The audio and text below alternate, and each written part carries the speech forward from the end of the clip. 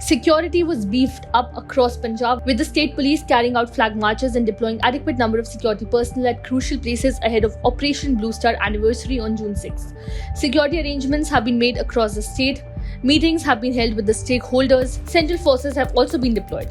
I appeal to the people to maintain peace in the state, and action will be taken against those who spread rumors, said Additional Director General of Police Arpit Shukla.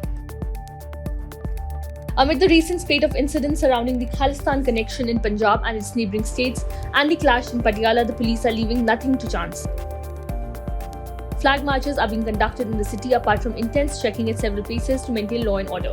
To keep an eye on possible troublemakers, CCTV cameras have been installed on all major routes. On April 29, a clash broke out in Patiala between different groups of people over the holding of a flag march against the backdrop of the call by the Band 6 for Justice to mark the foundation day of Khalistan. As many as 110 flag marches were conducted covering 192 vulnerable areas across the state, an official statement said.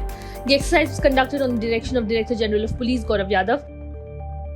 The police also apprehended 368 suspicious people during these flag marches. The special DGP said deployment of the police teams has also been intensified at vital places like bus stands, railway stations, and other sensitive areas to prevent intrusion of anti-social elements.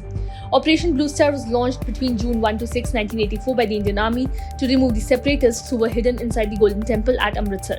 The operation was ordered by the then Prime Minister Indira Gandhi, primarily to take control of the Harmandir Sahib complex in Amritsar, popularly known as the Golden Temple. The Indian military entered into the premises of the temple to drive out the Sikh extremist religious leader Jarnail Singh Bhindranwale and his armed followers.